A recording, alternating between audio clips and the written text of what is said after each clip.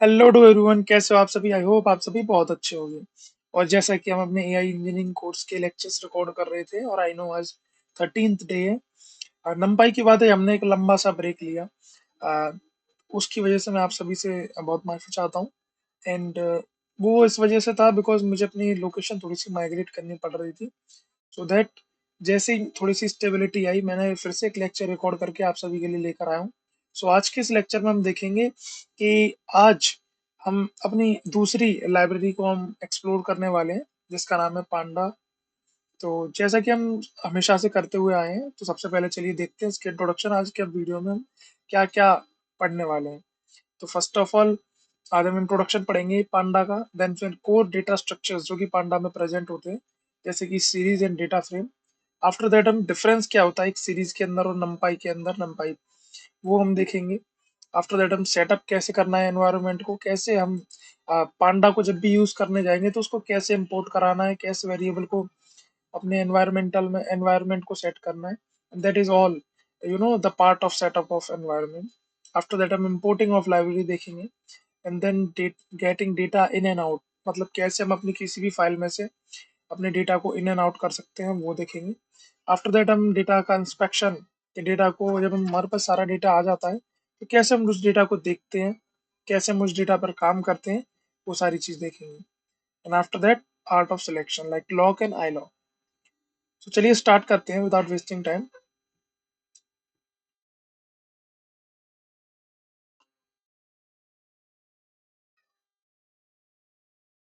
सो सबसे पहले चलिए हम स्टार्ट करते हैं अपने introduction to Python panda libraries के ऊपर। वन।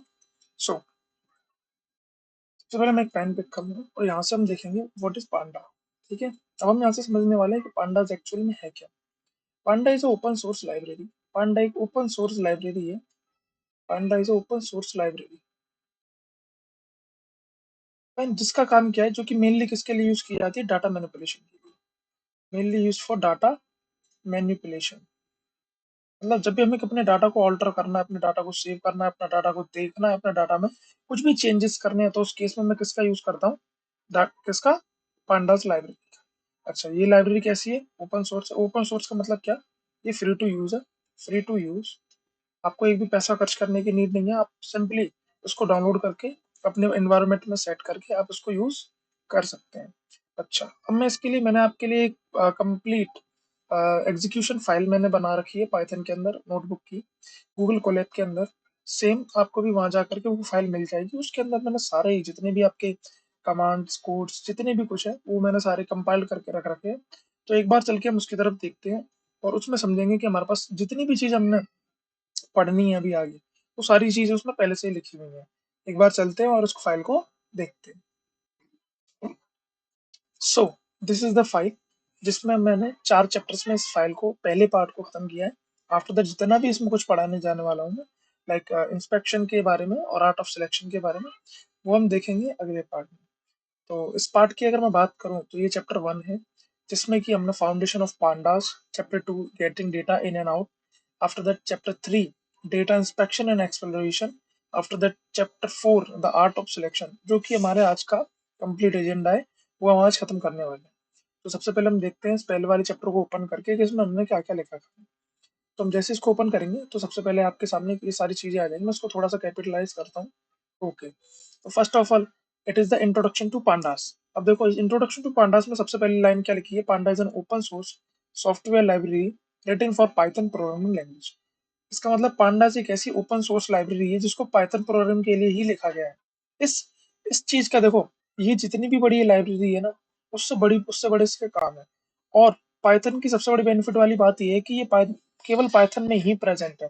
अगर आप किसी और लैंग्वेज में जाते हो तो वहां आपको डेटा मैनिपुलेशन के लिए, डेटा चेक करने के लिए आपको यूज करना पड़ेगा कहीं और लाइब्रेरीज का। फाइन।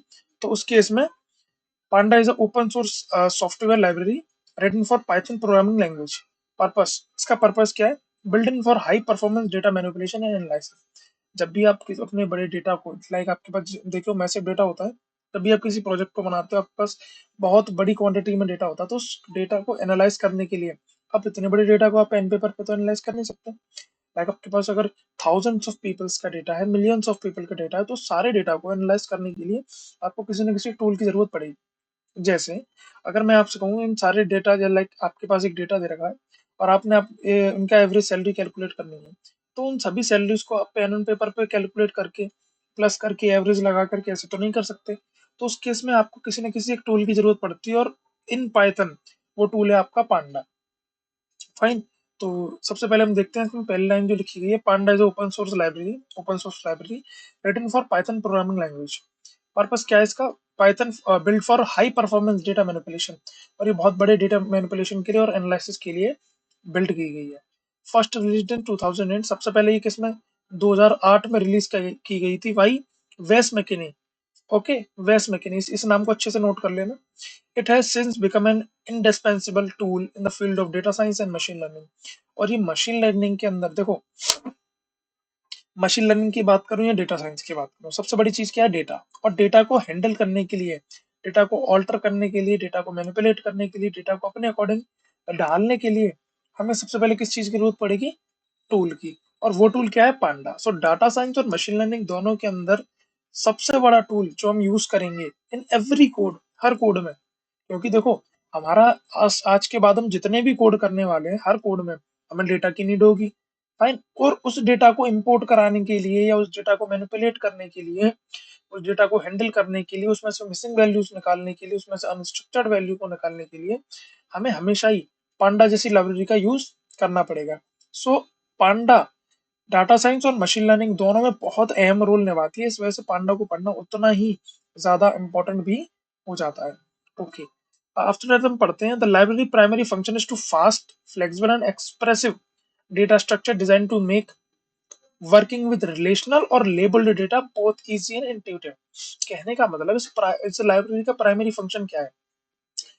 फास्टनेस प्रोवाइड करना, कि आपको आपकी प्रोसेस को और भी ज्यादा फास्ट कर दे, फ्लेक्सिबल बना दे, और एक्सप्रेसिवली डेटा स्ट्रक्चर्स डिजाइन किए गए हैं जिससे कि आप रिलेशनल, मतलब कि ऐसे डेटा के ऊपर काम कर सकते हो जो कि आपका टेबल्स में और कॉलम्स में बटा हुआ होता है ना। लेबल्ड का मतलब क्या है? उसमें सारी चीजें पहले से ही होंगी, अनलेबल्ड कुछ नहीं होगा। ये लेबल्ड डेटा के ऊपर काम करता है कौन? पांडास।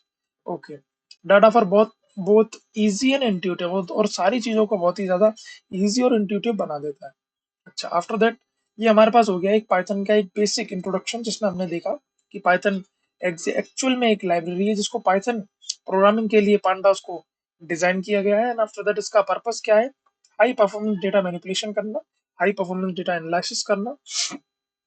आफ्टर दैट हमने देखा कि 2008 में इसको वेस मैकिनी ने डिजाइन किया। It has since become an indispensable tool, और ये डाटा साइंस और मशीन लर्निंग दोनों के लिए इन डिस्पेंसिबल टूल बन चुका है। आफ्टर दैट हमने देख लिया कि रिलेशनल और लेबल डेटा पर अच्छे तरीके से काम करता है और हमारी चीजों को बहुत ही ज्यादा इजी और इंट्यूटिव बना देता है। अब हम देखने वाले हैं इसमें दो डेटा स्ट्रक्चर्स होते हैं। The first one is of series and the second one is of data frame. Okay, तो अब हम बात करेंगे सीरीज की। Series, a Panda series is a one dimensional array like object capable of holding a sequence of values of any single data type such as integer, floating point number, strings और python object। अब देखो, Python series एक one dimensional, दोबारा से समझना, one dimensional कहने का मतलब या तो वो एक्स एक्सिस की वैल्यूज को डिनोट करेगा या फिर वो वाई एक्सिस की वैल्यूज को डिनोट करेगा। Okay, array like object capable of holding a sequence of value of any single data type। कहने का मतलब अगर आप उस सीरीज में कोई एक वैल्यू को डिनोट करते हो तो वो केवल एक वैल्यू को ही अपने अंदर कंटेन कराएगा। जैसे मैं चल के समझाता हूँ। देखो, कहने का मतलब मेरा ये है, कहने का मतलब मेरा ये है, जैसे मेरे पास ये एक सीरीज है। फाइन, इस सीरीज के अंदर मेरे पास एक इस तरीके का कंटेनर दे रखा है। अब इस कंटेनर के अंदर या तो मैं न्यूमेरिक वैल्यूज को ही करा सकता हूँ इंपोर्ट, या फिर मैं केवल स्ट्रिंग्स को ही करा सकता हूँ। अब series always contain a singular, या फिर कहा जाए तो होमोजीनियस टाइप ऑफ वैल्यूज। ये हमेशा एक होमोजीनियस टाइप ऑफ वैल्यूज को ही स्टोर कराता है, होमोजीनियस टाइप ऑफ वैल्यूज को ही स्टोर कराता है। ओके, इस चीज को हमेशा ध्यान रखना, होमोजेनियस टाइप ऑफ वैल्यूज को ही स्टोर कराएगा कौन? सीरीज। ओके, अब हम चलते हैं इधर की साइड और देखेंगे panda is a one dimensional array like capable of holding integers, floating point number, strings और पाइथन। अच्छा, अब देखो, मैं आपको समझाता हूँ थोड़ा सा और डिटेल में चल के। इसको थोड़ा सा ऊपर करते हैं। ओके। तो अब मैं समझाता हूँ आपको दो चीजें। ठीक है, आपने पढ़ा पांडास, है ना? पांडास, पांडास के अंदर दो चीज होती है। The first one is of series, सबसे पहली series, and the second one is of data frame, second one is of data frame. Okay, ये इस तरीके की दो चीजें, ये हो गया पहला, हो गया ये हो गया दूसरा। अब देखो जो सीरीज होता है उसकी ये कैसा होता है, ये होता है वन डायमेंशनल। कैसा होता है? One dimensional, one dimensional. और ये जो डेटा फ्रेम है ये कैसा होता है, ये होता है टू डायमेंशनल। ठीक है, टू डायमेंशनल, टू डायमेंशनल। क्योंकि जब हम थ्री डायमेंशनल में चले जाते हैं ना तो डेटा बहुत ही ज्यादा हमारे लिए कैसा हो जाता है, हेक्टिक हो जाता है। इस तरीके से ये है टू डायमेंशनल और ये है आपका one dimensional. Okay, one dimensional का मतलब क्या है, या तो इसमें सारी वैल्यू एक्स की एक तरीके की होनी चाहिए या वाई की सारी वैल्यू एक तरीके की होनी चाहिए। एक तरीके ने की कैसे, मैं बोल सकता हूँ लाइक इंटीजर्स होने चाहिए या फिर स्ट्रिंग्स होने चाहिए। फाइन। अच्छा, मैं अगर डेटा फ्रेम की बात करूं तो इस डेटा फ्रेम के अंदर दो तरीके की वैल्यू होती है, एक एक्स और एक वाई। अच्छा, इसको मैं अगर बात करूं तो ये कैसा होता है, ये एरे लाइक स्ट्रक्चर होता है। कैसा? ये होता है array like structure, array like structure. और इसकी बात करो डेटा फ्रेम की तो ये कैसा होता है, ये होता है tabular, tabular structure. Fine, tabular structure, tabular structure. Tabular का मतलब यहाँ पर एक आपको इस तरीके की एक टेबल प्रोवाइड कर दी जाएगी। क्या कर दी जाएगी? एक टेबल प्रोवाइड। एक मिनट में टेबल बना के दिखाता हूँ आपको। मैं आपको टेबल बना के दिखाता हूँ। कुछ इस तरीके की एक टेबल आपको प्रोवाइड कर दी जाएगी, लाइक कुछ इस तरीके की, है ना? कुछ इस तरीके की आपको एक टेबल प्रोवाइड कर देंगे हम, जिसके अंदर आपके पास कुछ कॉलम्स होंगे। इस तरीके से आपके पास कुछ रोज होंगे, ये कॉलम्स हो गए आपके उस तरीके, और ये आपके पास होंगे रो। तो यहाँ पर जितना भी खेल चलता है वो सारा किसके अंदर चलता है, रोज एंड कॉलम्स। सारा खेल किसके अंदर चलता है, रोज और कॉलम्स के अंदर। और इसके अंदर सारा खेल किसके अंदर चलता है, एरे के अंदर। ठीक है, एरे, एरे मतलब सिंगल डायमेंशन के अंदर। अच्छा, इसको थोड़ा सा और देखें तो ये जो चीज होती है ये कैसी होती है, ये होमोजीनियस होती है नेचर में।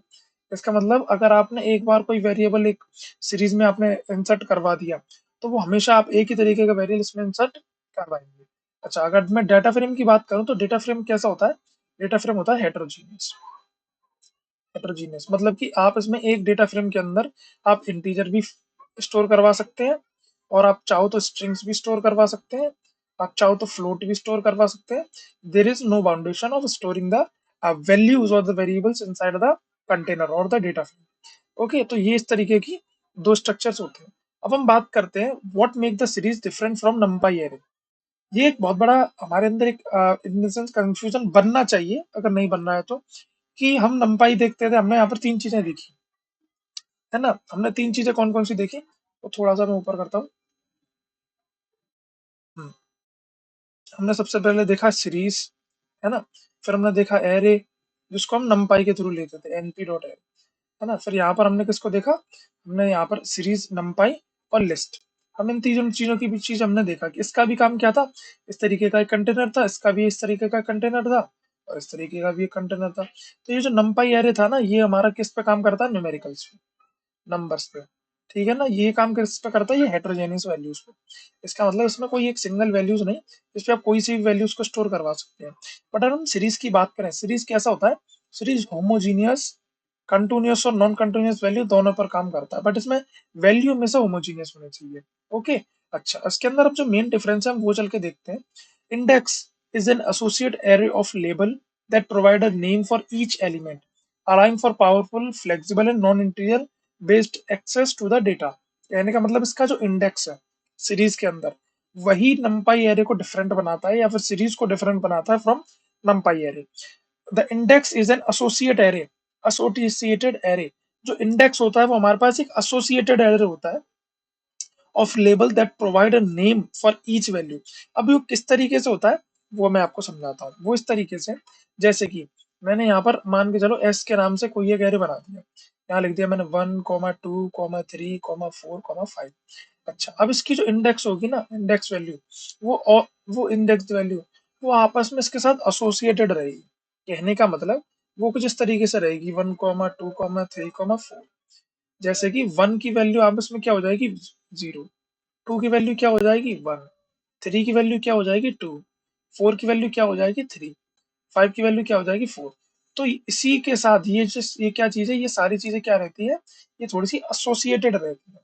ये इसका सबसे बड़ा क्या है, एडवांटेज बोल सकते हैं हम सीरीज का। Okay, label provider name for each element, ये हमारे सारे एलिमेंट्स को एक नेम प्रोवाइड कर देता है। और अगर हम चाहें तो हम इसमें क्या है, एक अलग से अपना खुद का एरे भी मतलब स्टोर करा सकते हैं या फिर एसोसिएट करा सकते हैं। जैसे लिस्ट के अंदर जब भी हम कोई वैल्यू डालते हैं तो उसमें एरे वो खुद से बना कर देता है। हमने नंपाई एरे के अंदर डाला तो वहां पर भी एरे खुद से मिलता है, बट जब हम सीरीज के अंदर जाते हैं तो वहां पर हम अपना एरे खुद से या फिर अपना इंडेक्स हम खुद से डिसाइड कर सकते हैं हमारी हर एक वैल्यू के लिए। तो दैट इज अ, देखो, flexible and non integral based access to the data. कहने का मतलब हमें यहाँ पर हम चाहें तो अपने हिसाब से हम इंडेक्स सेट कर सकते हैं। That is the main advantage of series data structures in Python. Okay, अगर आपसे कोई पूछता है what make the series different from numpy array, that is the index, it's the index of the series is making the series different from the numpy array, that is the main point. Okay, अच्छा, अब हम चलते हैं और देखते हैं कि हम अपने एनवायरनमेंट को कैसे सेट कर सकते हैं। First of all PIP install pandas. अब पीआईपी का मतलब मैंने आपको पहले ही बता चुका हूँ। ये क्या होता है, ये खुद की एक स्टैटिक कहा जाए तो एक प्रोटोकॉल होता है, जिसके थ्रू क्या करते हैं हम किसी भी पांडा की बड़ी लाइब्रेरी को अपनी नोटबुक के अंदर या फिर अपने सिस्टम के अंदर अपने एनवायरनमेंट को सेट करते हैं, सो दैट वो पांडा को एक्चुअल में एक्सेस कर सके। तो यहाँ पर मुझे समझाने की आई थिंक नीड नहीं है। आफ्टर दैट हम बात करते हैं importing to pandas library. Import करने का मतलब सिंपली आपने उस पैकेज को एनवायरनमेंट को सेट कर लिया, बट वहां से आपने उठाना किसको है, वो आपने पांडा को उठाया। तो हमने सबसे क्या किया, पांडा को इंपोर्ट करा लिया।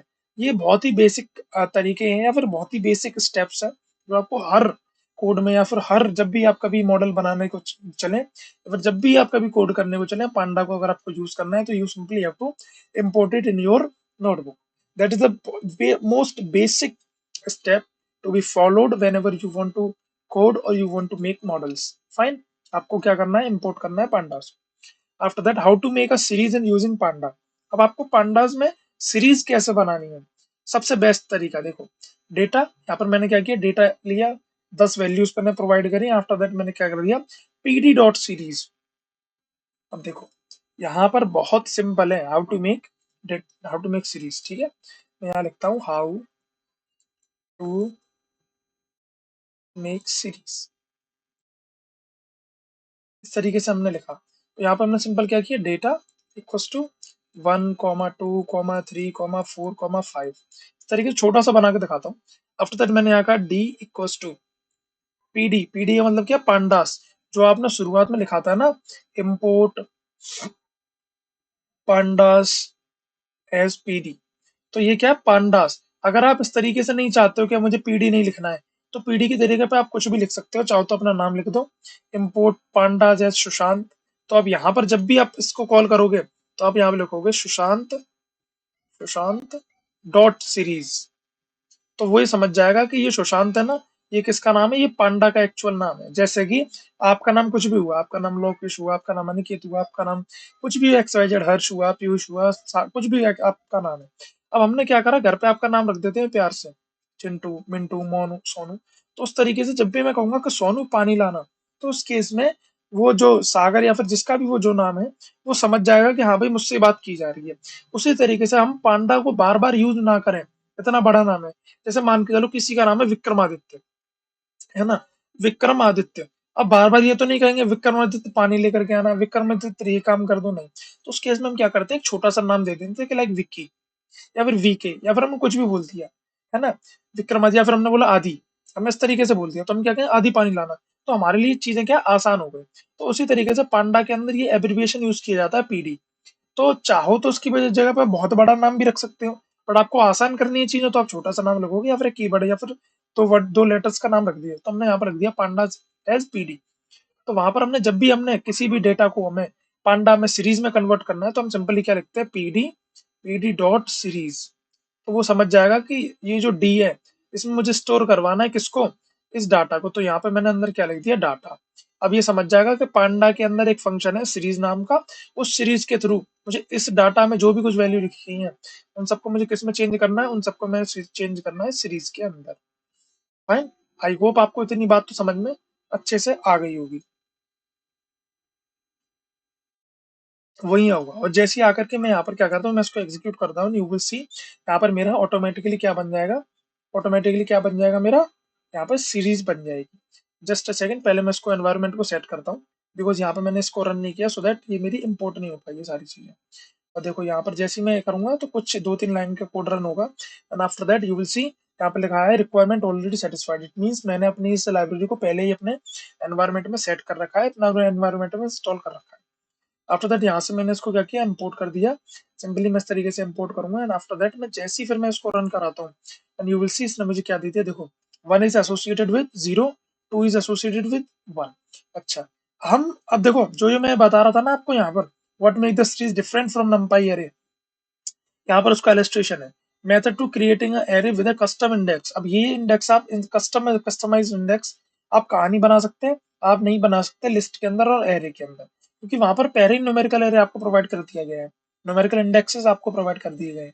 अब आप चाहो तो देखो हुआ क्या, मैंने यहाँ पर डाटा बनाया, यहाँ पर मैंने लेबल्स बना दिया, और जैसे ही मैं इसको एग्जीक्यूट करूंगा इसमें हुआ क्या, पीडी डॉट सीरीज, पहले मुझे डाटा लिखना है, फिर इंडेक्स को जो मैंने वो मैंने लेबल्स के ऊपर सेट कर दिया।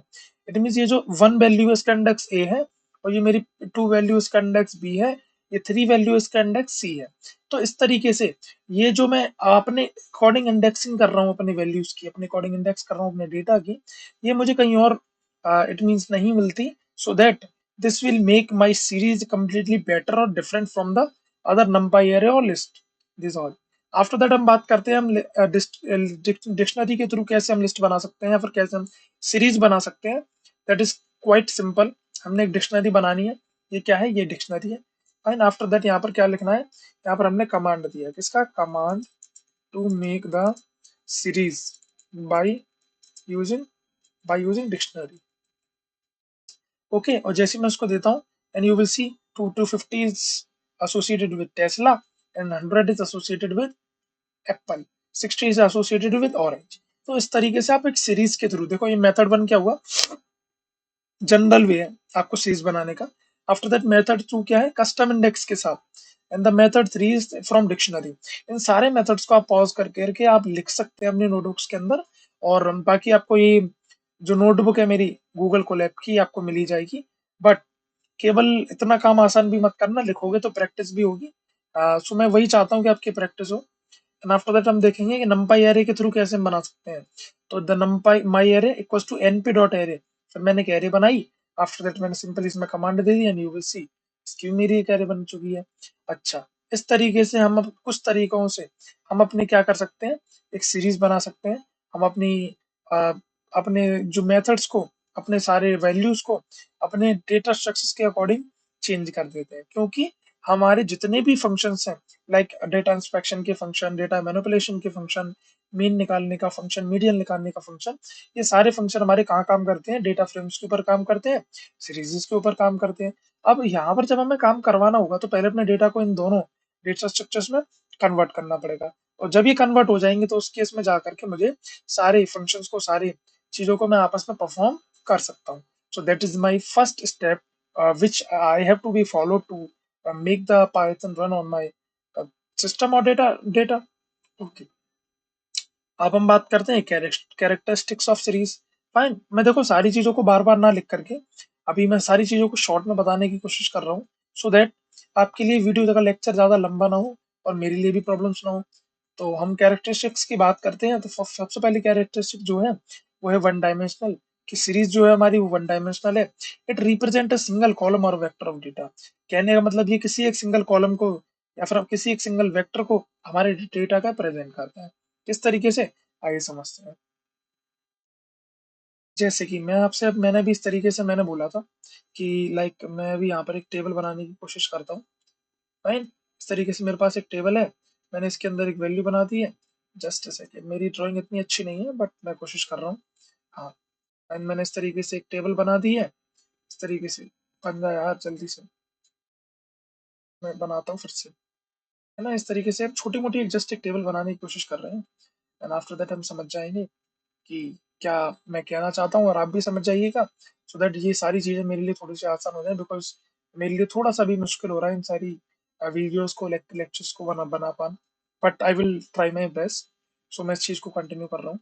आफ्टर दैट ये हो गया हमारे पास, क्या हो गया, ये हमारे पास कॉलम्स हो गए, और ये सारी चीजें ये हमारे पास रोज हो गई। तो हमारी जो सीरीज है, क्या है, सीरीज, वो वन डायमेंशनल का मतलब किसी एक डायमेंशन, लाइक इस तरीके का, किसी एक डायमेंशन में ही काम करती है। और ये जो सीरीज है वो हमारा क्या है कि किसी एक कॉलम की वैल्यूज को रख लेती है अपने पास। जैसे मान के चलो यहाँ पर बन गया एक नेम, फाइन, तो ये क्या होगा, नेम के नाम की एक सीरीज बन जाएगी, नेम इक्वल्स टू यहाँ पर, और जितनी भी वैल्यूज हमारी नेम के अंदर स्टोर होंगी वो सारी वैल्यूज को क्या करेगा, इसके अंदर स्टोर कर देगा। इट मीन्स ये सारी वैल्यूज क्या है, ये एक होमोजीनियस टाइप की वैल्यू है। होमोजीनियस कैसी, होमोजीनियस मतलब कि एक सिंगल, या तो ये सारी वैल्यू स्ट्रिंग्स की होंगी या फिर ये सारी वैल्यू इंटीजर्स की होंगी। मेनली नेम स्ट्रिंग्स में आता है, सो ये सारी वैल्यू स्ट्रिंग की ही रहने वाली है for this example. After that अगर मान के चलो मेरा इस वाले कॉलम में एज आ गया, तो ये सारी वैल्यूज मेरी कैसी हो जाएंगी, एक डायमेंशन, मतलब डायमेंशन तो एक ही रहेगी ना। हाँ, तो इस डायमेंशन की सारी वैल्यूज को मैं अगले में किस में स्टोर करा दूंगा, एज में। तो उस केस में जाकर के मेरी सारी वैल्यूज किस में बनने वाली है, पर मैं यहाँ पर से डबल इन्वर्टेड कॉमा का यूज नहीं करूंगा फॉर द न्यूमेरिकल वैल्यूज। तो मेरी सारी वैल्यूज मेरी किसके पास बनने वाली है, मेरी होमोजीनियस इंटीजर के तौर पे बनने वाली है। तो this is the main concept behind series. अब हम चल के इसके तीसरा तीसरा कैरेक्टरिस्टिक्स देखते हैं, that is the size immutable. Size immutable is the one of the main or the major characteristics of this data structure कि once a series is created its size is fixed, means हम उसका size बार बार change नहीं कर सकते।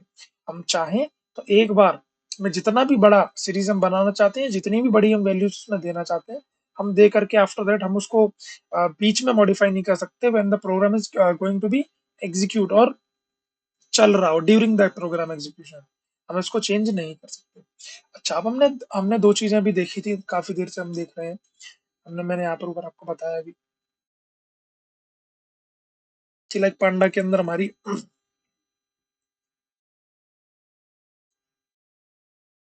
Series होता है, फिर हमारा डेटा डेटा फ्रेम होता है। सॉरी, हमने सीरीज के ऊपर काफी देर से हमने देखा कि सीरीज वन डायमेंशन है, होमोजीनियस है, और साइज इम्यूटेबल है इसका।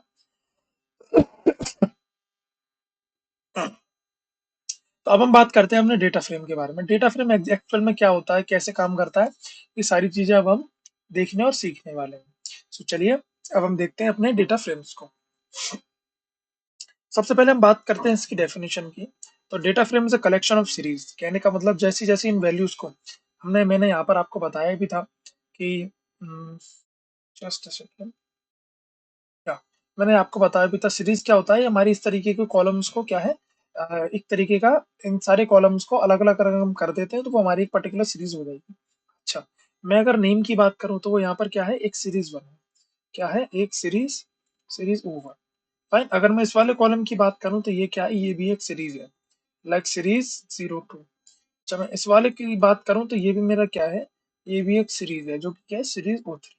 O3 मतलब ये भी एक पर्टिकुलर एक सीरीज है ना, और ये भी पर्टिकुलर एक सीरीज है, और ये भी मैं बात करूँ तो ये भी एक पर्टिकुलर सीरीज है।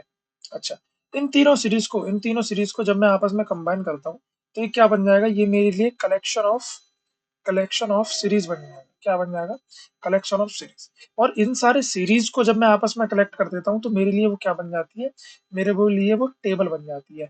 और इसी टेबल को पांडास के अंदर क्या बोला जाता है, इसी टेबुलर फॉर्म के डेटा को पांडास के अंदर बोला जाता है हमारा डेटा का frame, it mean data frame. Fine, तो इस तरीके के कलेक्शन ऑफ सीरीज को हम क्या बोलते हैं, पांडास के अंदर डेटा फ्रेम बोलते हैं। अच्छा, अब हम चलते हैं थोड़ा सा इधर और देखते हैं कि एक्चुअल में जो डेटा फ्रेम है हमारा वो कहना क्या चाहता है। तो फर्स्ट लाइन जो हम पढ़ेंगे सबसे पहले वो, the data frame is the most commonly used in central data structures in pandas. Pandas में हमारा जो जितना भी सेंट्रल डेटा स्ट्रक्चर्स होता है उस तरीके से हम डेटा फ्रेम को यूज करते हैं, बहुत ही most commonly used data structure है हमारे पांडास के अंदर। After that it is a two dimensional, दो डायमेंशनल है, जैसा कि मैंने जस्ट अभी आपको बताया कि देखो ये क्या हो गई, ये हमारे पास एक डायमेंशन हो गई इस तरीके से, तो ये हमारे पास दूसरी डायमेंशन हो गई, ये हो गया एक्स और ये हो गया वाई। और फिर इधर से भी देखना चाहें तो वही है कि ये हमारे पास हो गया एक्स और ये हमारे पास हो गया वाई। तो इस तरीके की दो डायमेंशन के डेटा को हम क्या बोलते हैं, data frame. Tabular data structure है, मतलब टेबल्स में टेबल की फॉर्म में प्रेजेंट है with labelled axes for both rows and columns, और रोज और कॉलम्स में हमारे सारे एक्सेस को लेबल्ड करके रखता है। अब लेबल्ड करने का मतलब क्या है वो समझने की कोशिश हम करते हैं। जैसे कि हमारे पास पहला कॉलम है, उसका नाम आपने क्या दिया था, उसका नाम आपने दिया था नेम, तो name is the label, fine. अच्छा, दूसरे कॉलम को आपने दिया एज, तो एज इज द लेबल। अच्छा, अगर मैं यहाँ पर इस तरीके से एक तीसरा कॉलम भी बनाता हूँ, तो अगर आपने उसको दे दिया, जैसे उसमें आपने दे दिया कि ये जेंडर बनेगा, ये वाला कॉलम, तो इसका मतलब क्या है, जितने भी हमारे पास कॉलम है, लाइक ये नेम, एज, जेंडर, ये हमारे पास क्या है कि हमारे पास पहले से ही लेबल्ड हो रखे हैं, हमारे डेटा के अंदर क्या हो रखे हैं, लेबल्ड हो रखे हैं। अच्छा, मैं अगर इधर की बात करूँ रो की, तो आप ये बोलोगे ये पहला पर्सन है, ये दूसरा पर्सन है, ये तीसरा पर्सन है, ये चौथा पर्सन है, ये पांचवा पर्सन है। इट मीन्स ये जो रो है, ये भी किसी ना किसी वैल्यू से क्या हो रखी है, ये भी किसी ना किसी वैल्यू से क्या हो रखी है, ये हमारी लेबल्ड हो रखी है। तो इस तरीके के डेटा को, जहां पर हमें हर रो के बारे में पता हो, हर कॉलम के बारे में पता हो, उसको हम क्या बोलते हैं, उसको हम बोलते हैं लेबल्ड डेटा स्ट्रक्चर या फिर लेबल्ड डेटा, फाइन। अच्छा, अब हम चलते हैं थोड़ा सा आगे और देखते हैं कि कैसे एक्चुअल में डेटा फ्रेम को बनाया जाता है। सबसे पहले हमने सेम करना क्या है, इस तरीके से पांडा को फिर से इंपोर्ट कर लेना। और ये मैं बार बार आपको इस वजह से बता रहा हूँ ताकि आपको प्रैक्टिस हो जाए और आप समझ जाए कि किस तरीके से हम हमेशा जब भी अपने कोड को बनाते हैं, तो इस कोड को बनाते टाइम हम अपने लाइक वैल्यूज को हम क्या करते हैं, आपस में इंपोर्ट करते हैं। हम सारी लाइब्रेरीज को आपस में इंपोर्ट करते हैं। After that how to make a data frame, like सबसे पहले हमने डेटा पे जाना, डेटा के नाम का एक वेरिएबल बनाया। आफ्टर दैट हमने ये डिक्शनरी में बनाऊंगा, मैं डिक्शनरी के थ्रू डायरेक्ट बनाता हूँ। तो आफ्टर दैट मैंने यहाँ पर नेम दिया, नेम के अंदर सारे नेम्स मैंने भर दिए, तीन वैल्यूज को मैंने अभी जनरली रखा है। After that age 10, 20, 90, 80। और ये इतनी ज्यादा कोई खास कॉम्प्लेक्स चीज नहीं है, बहुत ही सिंपल चीज है। आप चाहो तो बहुत ही आसानी से कर सकते हो। मैं आपको एक बार से इसका एग्जांपल दिखा देता हूँ किस तरीके से करना है। मैंने सबसे पहले क्या किया, मैंने नेम दिया, नेम को मैंने क्या कर किससे एसोसिएट कर दिया, एक डेटा, एक लिस्ट से एसोसिएट कर दिया। मैंने यहाँ लिखा सुशांत, इस तरीके से यहाँ पर मैंने लिख दिया श्याम। अभी मैं केवल दो ही रखता हूँ, है ना, इस तरीके से कॉमा दे दिया, फिर यहाँ पर मैंने एज लिख दी। फिर एज को मैंने किससे एसोसिएट कर दिया, फिर से किससे, लाइक मेरी 19 या फिर मेरी 20 है, उसकी 19 है। इस तरीके से हमने सिंपली, और इसको मैंने किसके अंदर स्टोर करवा दिया, इसको मैंने डाटा के अंदर स्टोर करवा दिया। ये मैंने बना दी डिक्शनरी, इसको हटा दो। तो इस तरीके से सिंपली हम डिक्शनरी का यूज करके, अगर आपको डिक्शनरी नहीं आती है तो आप जाकर के दोबारा से लिस्ट का जो डेटा स्ट्रक्चर वाला कोर्स है, आप वहां जाकर के उस वाले लेक्चर को अच्छे से देख सकते हैं। तो वहां पे आपको सारी कमांड्स, कैसे लिस्ट बनाई जाती है, कैसे डिक्शनरी बनाई जाती है, कैसे टपल बनाई जाती है, सारी चीजें आपको वहां पे सिखाई गई हैं। तो आप जाकर के एक बार वहां पे चेक कर सकते हैं। अच्छा, यहाँ पर हम आ गए, हमने सिंपल इस तरीके की डिक्शनरी बनाई और सेम उसी तरीके का जैसे हमने डेटा सीरीज का यूज किया था। अब देखो, सीरीज में और इसमें एक बहुत बड़ा डिफरेंस ये जो एक्स एस है ना, ये ऑलवेज कैपिटल रहना चाहिए। अगर मैंने इसकी जगह पर एक स्मॉल यूज कर दिया, जैसे मैं इसको रन करूंगा, ये कह देगा there is no attribute of series. अब आप कहोगे मैंने सीरीज यूज किया है बट ये मेरा एग्जीक्यूट क्यों नहीं हो रहा, बिकॉज तो वो ये बहुत छोटी सी मिस्टेक है, किसी को भी समझ में नहीं आएगी। एस कैपिटल होना चाहिए, right? तब जाकर के ये बनाएगा। And save with the data frame, यहाँ पर हमारा डी और एफ दोनों कैपिटल होना चाहिए, अदरवाइज सारी चीजें सेम हो। और मेनली इसको डी एफ ही आप रखें डेटा फ्रेम के नाम से, बाकी आप चाहे तो जो कुछ भी बना सकते हैं।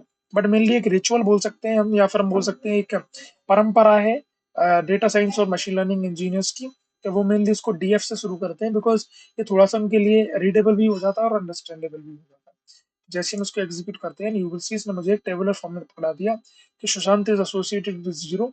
और मैं चाहूँ तो जी को मैं क्या कर सकता हूँ, अपने मन के अकॉर्डिंग, या फिर अब जो मेरा चाहता है कि मैं इस इंडेक्स को यहाँ पर वैल्यूज को एसोसिएट करूँ, वो मैं कर सकता हूँ। तो this is how you can make this the complete system is in a tabular form.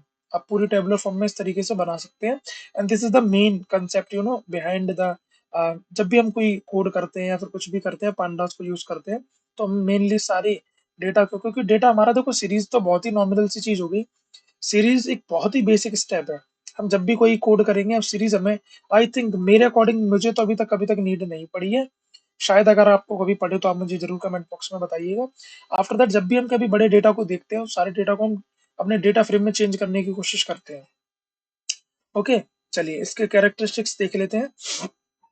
That is the two dimensional data structure है। It means it organises data in a grid of rows and column. Grid का मतलब वही lines वगैरह होती हैं, उस table को हम ग्रिड बोलेंगे।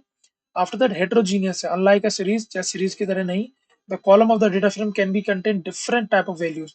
इट मीन्स अगर आपने किसी एक कॉलम की बात करी तो उस कॉलम में हम कैटेगोरिकल वैल्यू, न्यूमेरिकल वैल्यू या फिर जो भी वैल्यू हम चाहते हैं वो सारी हम उसमें स्टोर करा सकते हैं।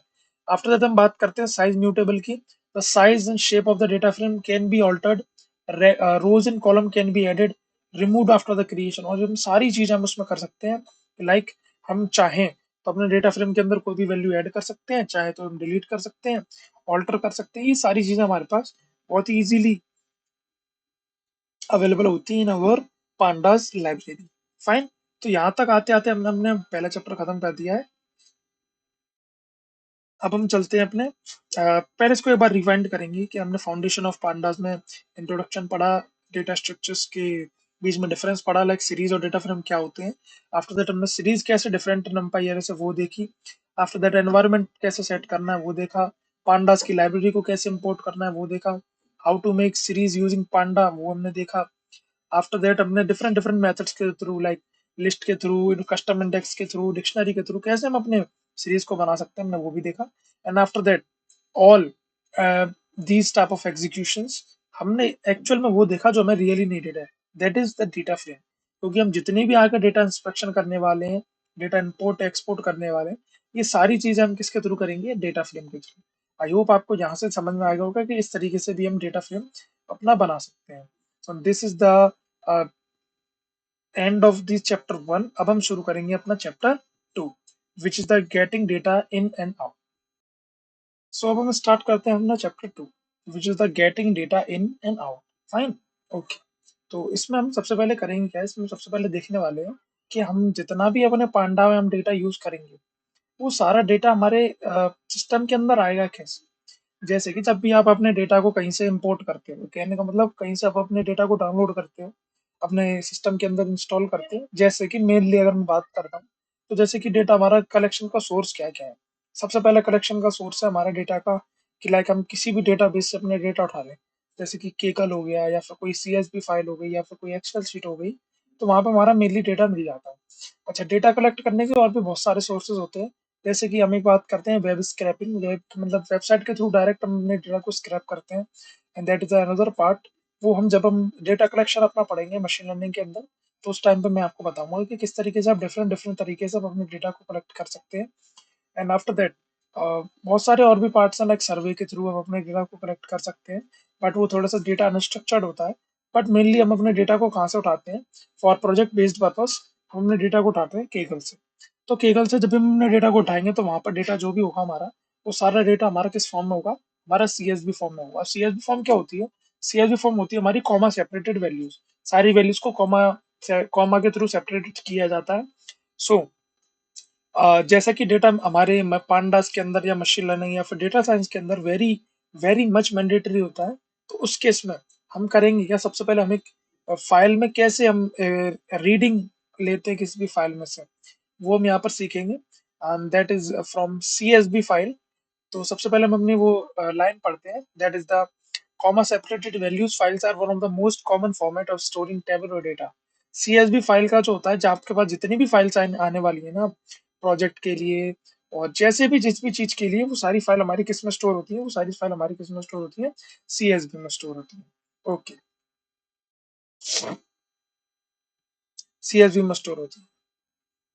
या तो most common tabular data pandas provide the pd dot read CSV। अब देखो ये एक फंक्शन है जिसके अंदर लिखा है pd dot read CSV file name dot CSV। Okay, file name is the name of the file. अच्छा, मैं सबसे पहले यहाँ पर चेक करता हूँ कि क्या मेरी फाइल नेम के नाम से कोई फाइल है, नहीं। तो मैं यहाँ पर क्या करूँगा, मैं अपलोड करूंगा। और अपलोड में कहाँ से करता हूँ, अपलोड में डेस्कटॉप से करता हूँ। डेस्कटॉप पे मेरी फाइल नेम नाम की एक फाइल डली हुई है, मैंने उसको ओपन करा, एंड यू विल सी ये इसने मुझे warning the. And after that मेरी यहाँ पर फाइल आ चुकी है। अब जैसा कि हम दोबारा से यहाँ पर करके देखते हैं, सबसे पहले मैं क्या करूंगा, इम्पोर्ट करूंगा पांडास को एज PD। फाइन। और जैसे ही मैं इसको एग्जीक्यूट करूंगा, and you will C, give me second, ये मैंने टेक्स्ट में कर दिया है। यहाँ से मैं जाता हूँ कोड पे, मैंने कहा इम्पोर्ट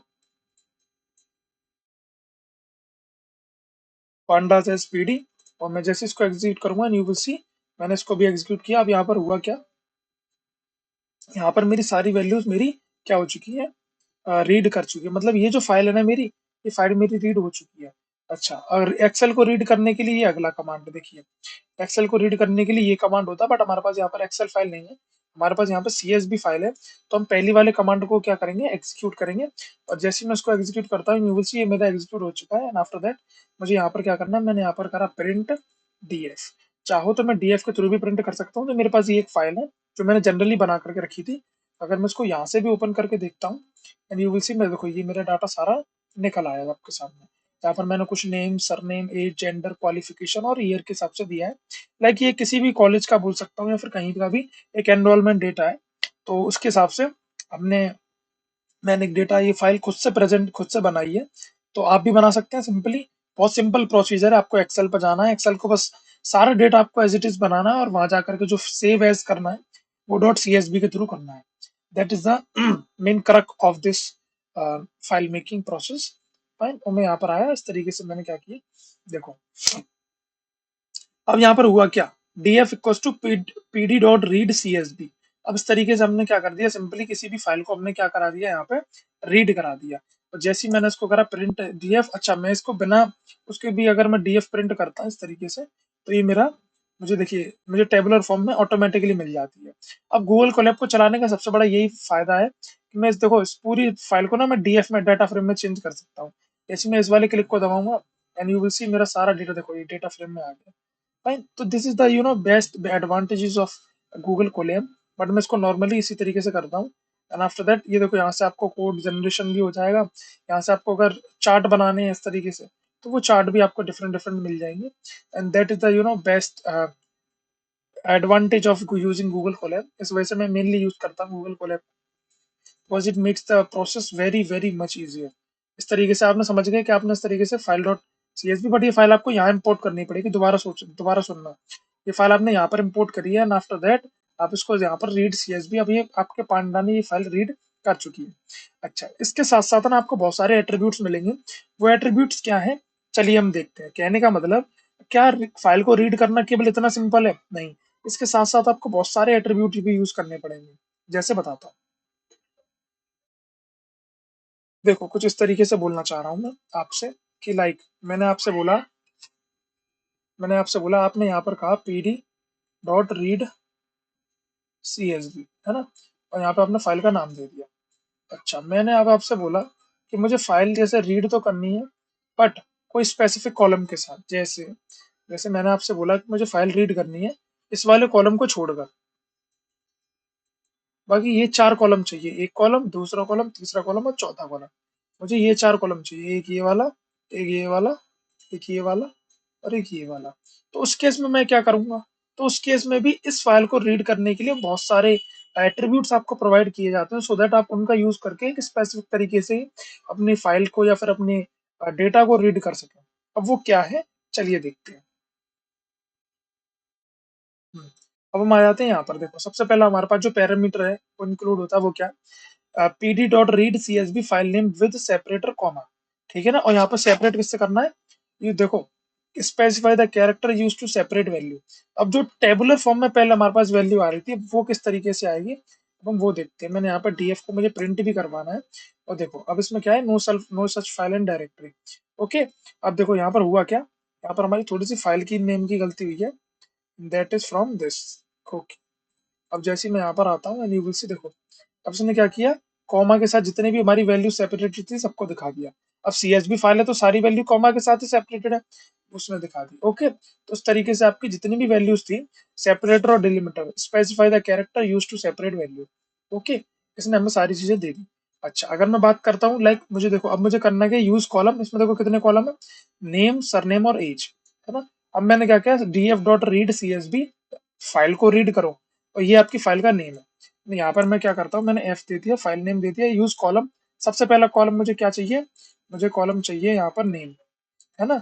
उसके बाद मुझे दूसरा कॉलम क्या चाहिए, दूसरा कॉलम चाहिए मुझे सरनेम, है ना। और तीसरा कॉलम मुझे क्या चाहिए, मान के चलो पहला कॉलम मैंने ले लिया नेम सरनेम, और तो तीसरा कॉलम लेता हूँ मैं जेंडर। तो यहाँ पर मैंने गया, मैंने यहाँ पर दे दिया जेंडर। एंड यू विल सी इसने मुझे क्या देगा, एक मिनट, या नेम के नाम से कोई कॉलम ही नहीं है। ओके, मैंने यहाँ पर दे देता हूँ एज दे दो भाई, और क्या है ना। ओके, तो इसने देखो मुझे 3 कॉलम पकड़ा दिए, यहाँ पर आ गया, ठीक है ना।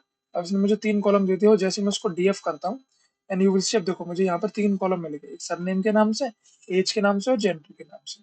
अच्छा, अब मैं यहाँ पर पहला एक बार नेम और निकालने की कोशिश करता हूँ, शायद नेम निकल आए, and that is the name. Name के नाम से कोई कॉलम नहीं है ना, एक मिनट दोबारा से देखता हूँ, शायद आ जाए। आई थिंक नेम के नाम में कुछ दिक्कत आ रही है। ओके ओके, मैं यहाँ पर जा करके एज से ही करता हूँ। Okay, age, surname and gender. अब ये देखो मेरा 3 कॉलम्स मेरे यहाँ पर एज, सरनेम और जेंडर के नाम से निकल आए। इसका मतलब क्या है, मुझे सारा डेटा लिया लेकिन with specific columns. Okay, that is the main you know the main parameter जिसमें हम अपने कुछ गिने चुने कॉलम्स को ही बाहर एक्सट्रैक्ट कर सकते हैं with the use of a data frame. अच्छा, अगर मैं थर्ड थर्ड पैरामीटर की बात करूं, दैट इज द स्किप रो। अब देखो रो स्किप करनी है, हुआ क्या, मान के चलो मैंने यहाँ पर जीरो शर्मा, ठीक है ना, या फिर मैं यहाँ पर एक बार और अपने डीएफ को प्रिंट करवाता हूँ। मैंने यहाँ पर क्या, मैंने करा डीएफ एंड यू विल सी, इसने मुझे क्या दे दिया, सरनेम। अच्छा, मैं दोबारा से यहाँ जाता हूँ, मैं जा करके इसको देता हूँ डीएफ। ओके, जस्ट इसने मुझे सारी वैल्यूज दे दी है। अब मैं यहाँ पर फिर से डीएफ को कराता हूँ प्रिंट, और हमारे पास सारी वैल्यूज आ चुकी हैं। ओके, तो फिफ्थ रो मेरे पास क्या हो गई, सुख वाली। तो मैं यहाँ पर गया, मैंने इस तरीके से यहाँ जा करके मैंने यहाँ कर दिया 5। एक मिनट, या मैंने यहाँ पर दे दिया लाइक फाइल नेम। अच्छा, अब मैंने क्या कर दिया, रो को स्किप कर दिया, और जैसे ही मैं आकर के यहाँ पर डीएफ को प्रिंट करवाऊंगा एंड यू विल सी, देखो इसने क्या कहा, 0 1 2 3 4 5 skip row skips specified number of rows from the beginning of the file. अब इसने क्या किया, मुझे ऊपर की पांच रोज को उसने क्या कर दिया, स्किप कर दिया। अब ये कहाँ से आया, देखो रमन से, सुख, अनिकेत, लोकेश, श्याम, शर्मा, सुशांत, ने सब कुछ स्किप कर दिया है। ओके, तो ये हम किस लिए यूज करते हैं, ताकि हम स्पेसिफिक नंबर ऑफ रोज को स्किप कर दें। अच्छा, अगला पैरामीटर क्या है, फोर्थ पैरामीटर डी टाइप। अब ये करता क्या है, ये data type that maps column name to the specified data types, क्या ये करता है, अब मुझे कुछ ऐसे कॉलम दो, ये वाला कोड एग्जीक्यूट हो गया, मैं डीएफ दबाऊंगा। अब ये देखो यहाँ पर सारी वैल्यूज आ गई, और उसने क्या करा, एज वाली जितनी भी वैल्यूज थी मेरी सबको किसमें कन्वर्ट कर दिया, 20, मतलब सबको फ्लोट वैल्यूज में कन्वर्ट कर दिया।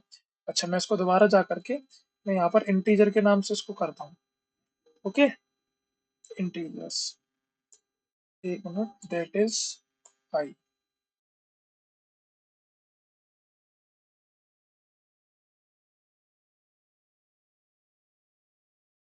है ना। इस तरीके से मैं आया, यहाँ आकर मैंने क्या कर दिया, इसको एग्जीक्यूट कर दिया। अब देखो,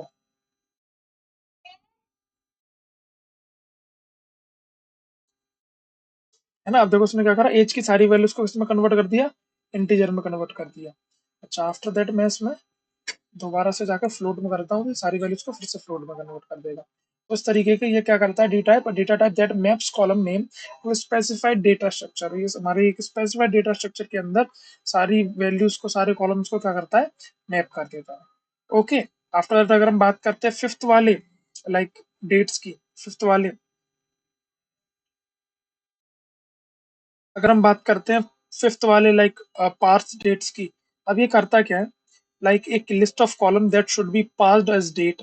और वो करना क्या है, हमारे मान के चलो हमारे कॉलम्स में, हमारे डेटा में कोई एक ऐसा कॉलम दे रखा है जो कि हमारा डेट के तरीके से लिखा गया है, तो this convert the string representation of dates. और ये किसी भी स्ट्रिंग की रिप्रेजेंटेशन की, जब वहां पर हमारी मतलब हमारी डेट लिखी हुई है, वो हमारी अगर स्ट्रिंग फॉर्मेट में लिखी हुई है, तो वो क्या करता है, proper date and time object में उसको चेंज कर देता है और रिप्रेजेंट कर देता है। असेंशियल होता है टाइम सीरीज एनालिसिस में।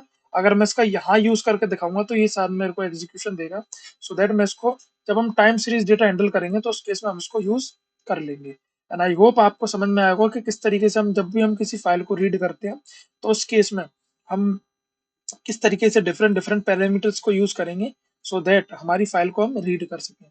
आई होप आपको ये चीज समझ में आई होगी। अब इसके अंदर मैं राइटिंग और जेसन कैसे हैंडल करनी है वो मैं अभी लिख कर लाया था, बट वो सारी चीजें अभी आपके लिए समझ में नहीं आएगी, बिकॉज अगर मैं आपको जेसॉन समझाऊंगा तो वही आपको समझ में नहीं आएगा। फिलहाल मैं आपको छोटा सा ओवरव्यू देता हूँ जेसॉन का। JSON is the JavaScript object notation. वहां पर हमारी हर वैल्यूज को हम double inverted comma as a object treat करते हैं। तो वो चीज हम तब सिखाऊंगा जब ये सब आपके बहुत ज्यादा फेमिलियर हो जाएंगे, बिकॉज ये सारी चीजें अभी इनिशियल फेज में आपके लिए बहुत ज्यादा दिक्कत दे सकती हैं। तो फिलहाल आप पांडा को अभी इतना ही पढ़े, तो हमारे पहला और दूसरा चैप्टर खत्म हो जाए। अब हम बात करते हैं अपने तीसरे चैप्टर। तीसरे चैप्टर में है क्या, तीसरा चैप्टर हमारा सिंपली बताता है, जैसे कि मैं अगर यहाँ पर आकर के मैं एक और कोड लिखता हूँ, कोड में मैंने लिखा df इक्वल्स टू pd, मैं यहाँ रखता हूँ pd डॉट रीड csv करने के बाद मैंने यहाँ लिख दिया like this file name dot csv। Fine, इस तरीके से मैंने यहाँ पर दे दिया मतलब डाटा फ्रेम बना दिया। आफ्टर दैट मैंने इसको जैसे ही इसमें एग्जीक्यूट किया, ये मेरे पास डीएफ आ गया। अच्छा, अब हुआ क्या, मान के चलो यहाँ पर मेरे पास केवल 10 रोज हैं, 0 से लेकर 9 तक केवल 10 रो हैं। जब हमारे पास मिलियंस ऑफ रो होंगी ना, मिलियंस ऑफ रो, तो हमारा डेटा स्ट्रक्चर हमें किस तरीके से, हमारे जो डेटा फ्रेम है ये हमें कुछ इस तरीके से दिखाई देगा। देखो यहाँ पर लिख देगा रो 1 इसकी सारी वैल्यू, रो 2 इसकी सारी वैल्यू, रो 3 इसकी सारी वैल्यू, फिर इस तरीके से डॉट डॉट डॉट डॉट दे करके यहाँ लिख देगा 99 इसकी सारी वैल्यू। तो इतनी सारी वैल्यूज को जब हम देखते हैं तो बहुत ज्यादा ही कॉम्प्लेक्सिटी होती है, और हमारे पास सारी रोज भी नहीं दिखती हमें, सारे कॉलम्स भी नहीं दिखते। तो उस केस में हम क्या करते हैं, क्या उस केस में हम करते हैं डेटा का इंस्पेक्शन। अब डेटा इंस्पेक्शन और एक्सप्लोरेशन कैसे होता है वो समझते हैं। तो हम सबसे पहले यहाँ जाएंगे, यहाँ पर मैं जाकर लिख दूंगा, यहाँ पर मैं लिख दूंगा df डॉट हेड, ठीक है ना। तो ये मुझे ऑटोमेटिकली शुरुआत की 5 रोज पकड़ा देगा, ऑटोमेटिकली शुरुआत की 5 रोज पकड़ा देगा। अच्छा, फिर मैंने कहा df डॉट टेल, है ना, df डॉट टेल, तो ये मुझे एंड की 5 रो पकड़ा देगा। देखो एंड की 5 रो ना, 1 2 3 4 5 रमन तक, और ये देखो कमल किरण ब्रजेश हर्ष रमन। इस तरीके से ये जो टेल होता है वो एंड की 5 रोज पकड़ा देता है मुझे दिखाने के लिए। ये सिंपली है क्या, display the first few row of the data frame. अच्छा, मैं इससे बोलता हूँ कि अगर मुझे केवल 2 रो देखनी है शुरुआत की, तो फिलहाल इसको मैं क्या करता हूँ, यहाँ से हटा देता हूँ। ओके, अब मैंने इससे बोला कितनी मुझे रो देखनी है, केवल 2 देखनी है, तो df डॉट हेड टू अब मुझे केवल 2 रो दिखाएगा। फाइन। अच्छा, मैंने इससे बोला कि मुझे पहली 3 रो देखनी है, तो मुझे सिंपल शुरुआत की 3 रो दिखा देगा। अच्छा, उसी तरीके से मैंने अगर यहाँ पर बोला df डॉट टेल, टेल के बाद मैंने यहाँ पर दे दिया एंड की 2 रो देखनी है मुझे केवल, तो देखो ये एंड की 2 रो देख रहा है। फाइन, ये वाला मेरा क्या हो गया, ये ओवरराइट हो गया। फिलहाल के लिए मैं इसको क्या कर देता हूँ, यहाँ पर कमेंट कर देता हूँ। इस तरीके से मेरे पास एंड की 2 रो हो गई। अच्छा, मैंने इससे बोला कि मुझे एंड की 3 रो देखनी है, तो सिंपल 3 रो दे देगा मुझे। तो उसको हम बोलते हैं डेटा इंस्पेक्शन। इसका यूज करके हम शुरुआत की कुछ वैल्यूज और एंड की कुछ रोज को हम आसानी से देख सकते हैं। अच्छा, आफ्टर दैट बिग पिक्चर हमें चाहिए, तो हम क्या करते हैं, df.info। अब ये करेगा कि ये हमें सारी इंफॉर्मेशन दे देगा। देखो जैसे कि सबसे पहला कॉलम क्या है, नेम का कॉलम है, इसकी टोटल नल वैल्यू कितनी है, 10 नो नल वैल्यू है, काउंट कितना है, 10। ओके, मतलब कि हमारे पास जितनी भी, अगर कोई मैं इसमें खाली वैल्यू कर देता हूँ ना, तो मेरे पास ये दिखा देगा कि ये वैल्यू आपकी एम्प्टी है। डेटा टाइप क्या, ऑब्जेक्ट है, बिकॉज यहाँ पर देखो नेम हमारा एक ऑब्जेक्ट की तरह ही तो काम कर रहा है। ओके, आफ्टर दैट सरनेम की बात करें तो वो भी ऑब्जेक्ट है, उसका भी लिख दिया। आफ्टर दैट एज की बात करी थी तो इंट 64, मतलब कि एक इंटीजर वैल्यू है। अच्छा, after that gender and qualification is also object value. तो हमें ये क्या करता है, method provide a concise yet comprehensive summary of the data frame. हमारे डेटा फ्रेम की पूरी समरी और पूरा लाइक कहा बोला जाए तो डेटा फ्रेम की सारी समरी कंसाइज व्यू हमें प्रोवाइड कर देता है कि किस वैल्यू में कौन सा कॉलम है, कौन सी वैल्यू में कितनी एम्प्टी वैल्यू है, null values no null values कितनी है। ओके, और किस टाइप डेटा टाइप की है, तो ये सारी चीज हमें वो बता देता है, कितनी मेमोरी यूज करी उसने।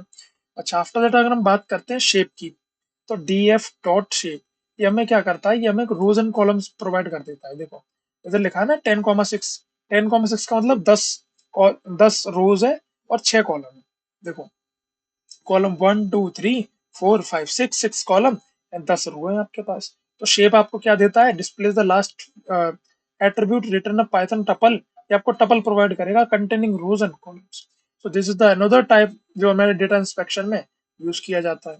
अच्छा, आफ्टर दैट हम बात करते हैं डिस्क्राइब की। तो डिस्क्राइब क्या करता है, आपके सारे डेटा को अच्छी तरीके से डिस्क्राइब करके आपको पकड़ा देता है। डिस्क्राइब का मतलब स्टैटिकल समरी, मीन क्या है, मोड मोड क्या है, मीडियन क्या है, स्टैंडर्ड डेविएशन क्या है, काउंट क्या है, ये सारी चीजें न्यूमेरिकल वैल्यू जितनी भी होती हैं सारी हमें बता देता है उनकी कैलकुलेशंस करके। अच्छा, आफ्टर दैट देखो इसमें लिखा है dot describe method is used to generate summary statistics for the column. तो दीज आर सम मेथड्स और functions which is used for data inspection. अच्छा, यहाँ पर आकर के हमारा क्या हुआ, यहाँ पर आकर के हमारा थर्ड चैप्टर भी फिनिश हो जाता है। अब हम चलते हैं अपने आखिरी और चौथे चैप्टर की ओर, जो कि आज की वीडियो का हमारा लास्ट चैप्टर है, जिसमें कि हम बात करेंगे लॉक एंड आई लॉक की। अगर हम बात करते हैं loc indexer is used for selecting by labels. देखो दो तरीके के सिलेक्शन होते हैं। पहला सिलेक्शन होता है इंटीग्रल वैल्यूज के थ्रू, न्यूमेरिकल वैल्यूज के थ्रू, जिसमें कि जहां पर हम इंटीजर्स और इंडेक्स वैल्यूज के थ्रू सिलेक्शन करते हैं। और दूसरा सिलेक्शन होता है हमारा लॉक के थ्रू। लॉक होता है वो हमारा कैटेगोरिकल वैल्यूज के थ्रू सिलेक्ट करता है। जैसे मैंने बोला single label DF dot loc, row label और कॉलम लेबल। फाइन, तो वहां पर जाकर के हमारा एक स्पेसिफिक कॉलम और स्पेसिफिक रो हमारा सिलेक्ट हो जाती है। तो यहाँ पर हम आ जाते हैं और यहाँ पर हम लिख सकते हैं डीएफ डॉट एलओसी लॉक, और लॉक देने के बाद मैंने यहाँ पर गया और यहाँ पर देने के बाद मैं कोई भी एक कॉलम सेलेक्ट करता हूँ, कोई भी एक रो सेलेक्ट करता हूँ। फाइन, सबसे पहले मैं यहाँ पर क्या करता हूँ, मैं एक अपना इस वाली चैप्टर को बंद करके यहाँ पर सबसे पहले मैं अपने डीएफ को प्रिंट करवाता हूँ। तो मैं जैसे यहाँ पर डीएफ को प्रिंट करवाऊंगा यूज दिस। अब मैं बात करता हूँ मैंने यहाँ पर क्या दिया, रो लेवल कौन सा दिया मैंने, लाइक दूसरी रो में से मुझे मतलब सेकंड वाली जो लेवल है उस रो में से मुझे कहाँ जाना है, कॉलम लेवल मुझे क्या लेना है, सरनेम। तो अब करेगा क्या, सरनेम में से जो ये है और लेवल 2 ये मुझे याद है पकड़ा दिया, आई थिंक वही पकड़ाना चाहिए। फाइन, तो मैं यहाँ पर आकर के इसको दे देता हूँ ये वैल्यू। आई होप ये रन कर जाए and you will see there is no surname. Surname because यहाँ पर एस स्मॉल है, ये छोटी छोटी माइनर मिस्टेक्स है, इसको आप ना करें। अब देखो उसने मुझे यादव दे दिया। फाइन, तो ये समझ गया आप, उसने मुझे क्या दे दिया, यादव। अब ये कौन सी वैल्यू दी है इसने, इधर से 2 मतलब ये, इधर से सरनेम मतलब ये। अच्छा मुझे अगर मान के चलो मेल निकालना है, मेल, तो मैं क्या करूंगा, जेंडर इसको प्रोवाइड कर दूंगा। तो देखो जेंडर का कॉलम का नेम तो मैंने प्रोवाइड किया, दैट इज GENDER। ओके, सो देखो इसने मुझे मेल दे दिया। और देखो सेकंड रो में ये मेरा मेल ही है ना, इसमें दे दिया कि लाइक QUALIFI क्वालिफिकेशन दो मुझे, ठीक है ना। तो देखो जैसे ये हुआ, ये इंजीनियर्स ने मुझे पर प्रोवाइड कर दिया। तो जिस तरीके से हम क्या करते हैं लॉग के थ्रू, हम सिंपली क्या करते हैं अपना जितना भी हमारे पास लेबल्स होते हैं, like row label, column label, उन लेबल्स के थ्रू हम अपनी वैल्यूज को एक्सट्रैक्ट करते हैं with the use of log. तो इस तरीके से हम किसी भी रो का लेबल दे करके और कॉलम का लेबल दे करके हम क्या कर सकते हैं, अपनी किसी भी एक पर्टिकुलर वैल्यू को एक्सट्रैक्ट करा सकते हैं। जैसे यहाँ पर लिखा है इंजीनियर। अब लिस्ट ऑफ लेबल्स, लाइक कैसे हम किसी भी लेबल की लिस्ट को हम कैसे प्रोवाइड कराएंगे, जैसे कि हमने इस तरीके से वैल्यू दे दी कि लाइक मैंने आपसे यहाँ पर लिखा लाइक टैब मैंने दे दिया और यहाँ मैं दे देता हूँ कि लाइक एज, है ना। अब ये सी इसने मुझे देखो क्या दे दिया, लिस्ट दे दी। पहली और दूसरी वैल्यू कितनी है, 19 और 18, 19 और 18। फाइन, और उसने क्या दूसरा वाला क्या कॉलम था मेरा, सरनेम। तो वो मुझे दे दिया सरनेम क्या है, शर्मा और यादव। तो इस तरीके से ये मेरे पास क्या हो गई, list of labels. After that मैंने यहाँ पर क्या किया, स्लाइस ऑफ लेबल की अगर मैं बात करूँ तो इस तरीके से मैं क्या दे सकता हूँ, स्लाइस, और यहाँ पर मेरी दोनों वैल्यू ही मेरी प्रिंट हो जाएंगी। एंड यू विल सी देखो इसने मुझे क्या दे दिया, 1 से लेकर 3 तक, start level and and level. तो उसने मुझे तीनों वैल्यूज प्रोवाइड कर दी कि लाइक 1 से लेकर 3 तक मेरी जितनी भी वैल्यूज है, मेरी तीनों वैल्यू प्रोवाइड मेरे को कर दी जाए। तो this is the main extracting methods of the data from the use of lock. ठीक है ना, लॉक में हम क्या करते हैं, लेबल्स देते हैं। अच्छा अब मैं बात करता हूँ आई लॉक की, और हम इस लेक्चर को यहीं खत्म करते हैं। आई होप 1 आवर से ज्यादा हो गया होगा मुझे। ilock indexer is used for selection by integer positions। अब ilock का यूज करते हैं हम इंटीजर्स का यूज। देखो जैसे कि मैं आपको बताना चाहता हूँ, हम यहाँ पर आ गए, ठीक है ना। अच्छा मुझे क्या करना है, मुझे एक्सट्रैक्शन करना है। क्या करना है, मुझे एक्सट्रैक्शन करना है। अब एक्सट्रैक्शन करने के लिए दो चीजें, पहला lock and the second one is I lock ना। लॉक में किसके थ्रू कर सकता हूँ, कैटेगोरिकल वैल्यूज के थ्रू भी कर सकता हूँ, कैटेगोरिकल वैल्यूज के थ्रू भी। और जो आई लॉक है वो मैं केवल इंटीजर वैल्यूज के थ्रू कर सकता हूँ, और कैटेगोरिकल के थ्रू एंड इंटीजर के थ्रू भी कर सकता हूँ मैं, ठीक है। अब आई लॉक का यो है, इसमें जो आई है ना इसका मतलब है इंटीजर, केवल इंटीजर। और जो लॉक है ना इसमें सिंपली आप किसी का भी यूज करके आप अपनी वैल्यूज को एक्सट्रैक्ट कर सकते हो।